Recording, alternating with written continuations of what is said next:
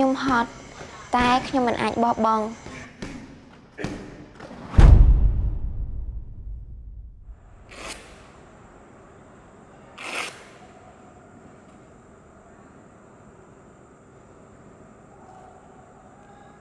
ខ្ញុំជប់រៀនហ្នឹងអាយុ13ឆ្នាំដោយសារគឺភាសាពិបាក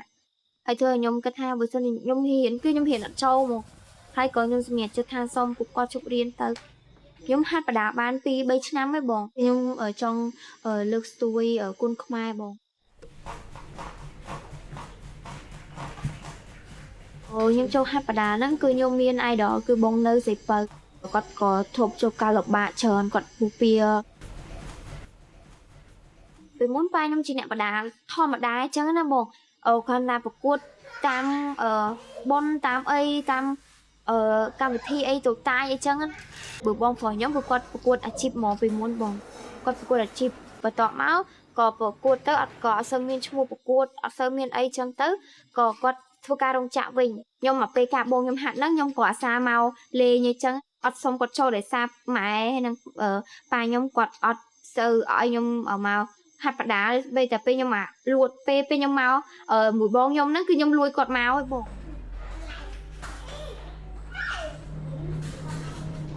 សិស្សដែលវឹកហាត់នៅក្លឹបមានចំនួន15នាក់ក្នុងនោះស្រី3ប្រុស12ទីនេះគាត់ប្រកួតបាន23ដងឈ្នះ19ចាញ់4ស្មើ1ហើយគាត់ឃើញខ្ញុំតាំងពីហ្នឹងមកគាត់ចាប់អារម្មណ៍ថាខ្ញុំដូចជាមានដងហើយណាមួយខ្ញុំស្រឡាញ់អញ្ចឹងណាគាត់ក៏ហៅខ្ញុំឲ្យចេះគាត់ថាស៊ីនីខាងភូមិម៉ាក់ពួនគេរៀបចំកម្មវិធីបដាពួនខ្មែរចាប់អារម្មណ៍អត់ហើយចង់ហាត់អត់ណាមួយខ្ញុំស្រឡាញ់យូរដែរហើយអញ្ចឹងក៏ខ្ញុំប្រាប់គាត់ថាខ្ញុំចូលហាត់ហើយខ្ញុំចង់ប្រកួតអីចឹងទៅការដំបូងខ្ញុំមានឲ្យហាត់ណាអត់ហ្នឹងណាតែដល់ពេលកូនសុំរហូតថ្ងៃហើយថ្ងៃទៀតសេះសុំលួងយើងអញ្ចឹងណាទី1យើងស្រីទី2ហាត់ទៅខ្លាចបែកមុខបែកមាត់ហើយណាមួយអាណិតកូនធ្វើការម៉ោង7ព្រឹកដល់ម៉ោង7យប់ហើយចេះតែអាណិតកូនហើយចេះនិយាយណែនាំកូនតែកូនមានស្រឡាញ់ហើយខ្ញុំធ្វើការរោងចក្រថ្ងៃច័ន្ទដល់ថ្ងៃអាទិត្យខ្ញុំចេញពីធ្វើការម៉ោង7យប់ហើយមកដល់ផ្ទះខ្ញុំសម្រាប់5នាទីទៅ10នាទីបានខ្ញុំចាប់ផ្ដើមដើរពីផ្ទះខ្ញុំមកកន្លែងក្លឹបដោយសារតែខ្ញុំនៅក្លឹបជាងចិត្តដែរអញ្ចឹងណាបងពេលខ្ញុំសុំប៉ាខ្ញុំឈប់ហ្នឹងហើយនឹងម្ដាយខ្ញុំឈប់ហ្នឹងគឺពេលហ្នឹងគឺខ្ញុំហត់ខ្លាំងហ្មងថាប៉ាម៉ែខ្ញុំទ្រាំអត់បានទៀតទេខ្ញុំហត់ខ្លាំងហើយខ្ញុំចង់ឈប់គាត់ពេលហើយប៉ាខ្ញុំគាត់តែលើកទឹកចិត្តខ្ញុំជប់ធ្វើអីកូនព្យាយាមតិចទៀតទៅចាំធ្វើការផងត្រូវមកហាត់ទៀតតែគាត់និយាយចឹងមកខ្ញុំមានតែយំហត់ហើយទូទឹកភ្នែកស្អាតវាថាមកហាត់ទៀត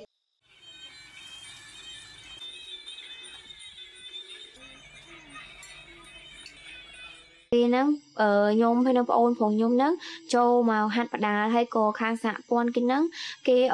ធ្វើការគ្រូអាជ្ញាកណ្ដាលអញ្ចឹងណាបងហើយក៏លោកគ្រូខ្ញុំមួយប៉ាខ្ញុំហ្នឹងគាត់ទៅរៀនទីមួយក៏ស្រឡាញ់ហើយក៏មានមុខរបរហ្នឹងទៅពីមុនប៉ាខ្ញុំគាត់ហៅអាចារ្យបង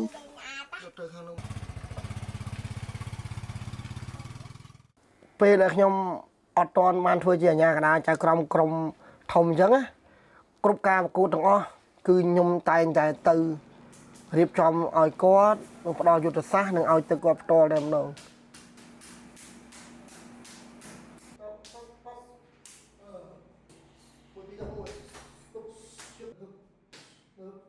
ពីមុនមកក៏ខ្ញុំអត់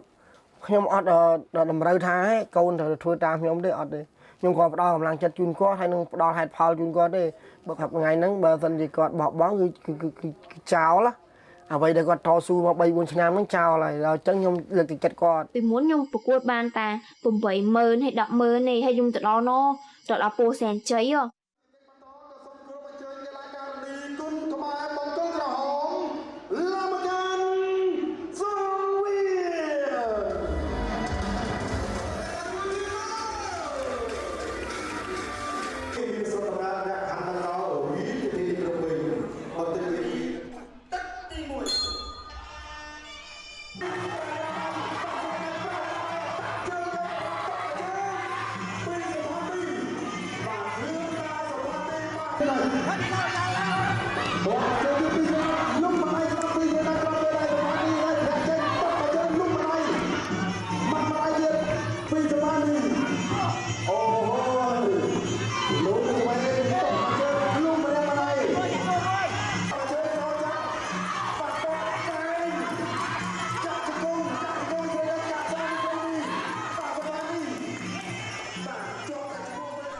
ថាមកដល់ពេលនេះឲ្យយើងថយក្រោយអត់កើតទេមានតែទៅមុខចឹងហើយខ្ញុំសម្រាប់ចិត្តថាខ្ញុំទៅមុខខ្ញុំអត់ថយក្រោយទេ ខ្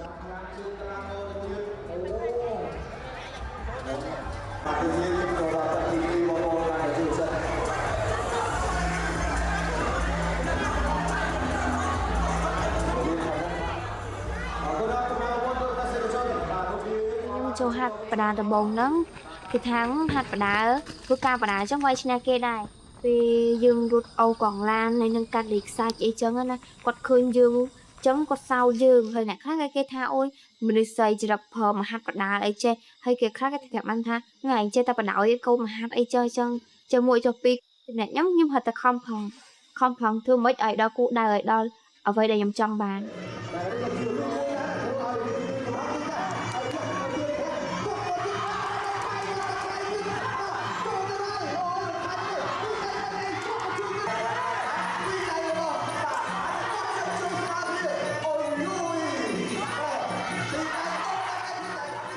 ពាក្យសម្ដីដែលគេនិយាយមកកាន់ខ្ញុំអីចឹងក៏ខ្ញុំអត់និយាយឲ្យខ្ញុំនិយាយទុកក្នុងចិត្តដើម្បីឲ្យវាថាបង្កើតថាពលឲ្យខ្ញុំខំប្រឹងទៀតវាថាជំនះពាក្យសម្ដីដែលគេនិយាយមកបងខ្ញុំអត់ខ្វល់មួយគាត់ទេខ្ញុំគិតថាខំប្រឹងហាត់ហើយខ្ញុំនឹងខំប្រឹងឡើងទៅខំប្រឹងធ្វើម៉េចវាយឲ្យឈ្នះព្រោះអីខ្ញុំចង់ឲ្យគាត់ដឹងថាទូខ្ញុំហាត់បដាខ្ញុំធ្វើការបដាហ្នឹងក៏ខ្ញុំអាចវាយឈ្នះគេដែរបង បាទសូមអរគុណកីឡាការិនីបង្កប់ដល់ខ្ញុំខ្ញុំទៅបងអរគុណសាទរកីឡាការិនីបាទធឿនដល់សមានីព្រះបន្ទុកកីឡាការិនីលីស្រីស្និច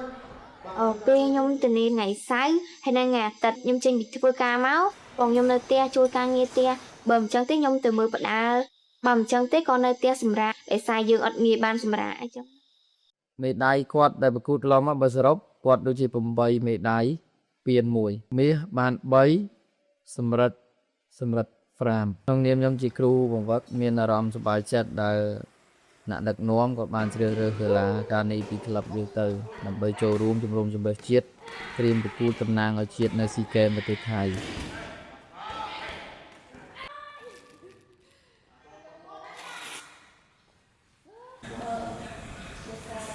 តែឥឡូវខ្ញុំប្រកួតតាមស្ថានីយ៍បើយើងឈ្នះ 50,000 យើងចាច់បាន100អញ្ចឹងណា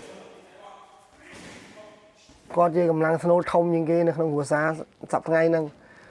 បើសិនណាជាអត់គាត់គឺគ្រួសារវាពិបាកដើរបន្តិច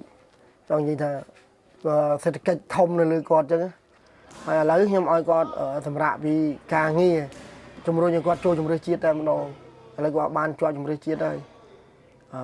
អ្វីដែលខ្ញុំបងប្រាថ្នាហ្នឹងគឺចង់ឲ្យកូនឃើញកូនហ្នឹងល្អមានមុខមានមាត់នៅក្នុងសង្គមហើយជួយជាតិឥឡូវបានដូចបំណងហើយ បាយបានច្រើនជាងមុនធូរស្រាលហ្មងបានសងគេហើយបានកូនចាយចង់ហូបអីក៏បានពេលមុនយើងធ្វើការរោងចក្របានមកសងតែគេអត់ចង់គ្រាន់ទេតែពេលបានវាយបានសងគេហើយសល់លុយចង់ទិញអីក៏បានចង់ហូបអីក៏បាន ហើយខ្ញុំតាំងចិត្តមួយខ្លួនឯងថាដរាបណាខ្ញុំវាថាខ្ញុំមានដង្ហើមខ្ញុំខ្ញុំត្រូវតែខំប្រឹងអស់ពីសមត្ថភាពរកលុយដើម្បីជួយគ្រួសារអញ្ចឹងណាបងបានច្រើនជាងមុនហើយដើម្បីឲ្យវាថាមានផ្ទះមានអីនៅសមរម្យស្រួលបួលបងកុំឲ្យនៅតាមស្តង់អញ្ចឹងអនាគតគឺគេដេញយើងហ៎បងគេឲ្យយើងនៅនឹងរហូតទៅហឹងហត់ខ្ញុំមកបាឯនៅតិចមែនតែខ្ញុំឃើញពួកគាត់គឺខ្ញុំវាថាខ្ញុំមានកម្លាំងចិត្តណាបងមានកម្លាំងចិត្តចង់រកលុយឲ្យបានច្រើនដើម្បីជួយគ្រប់គ្រងគ្រួសារ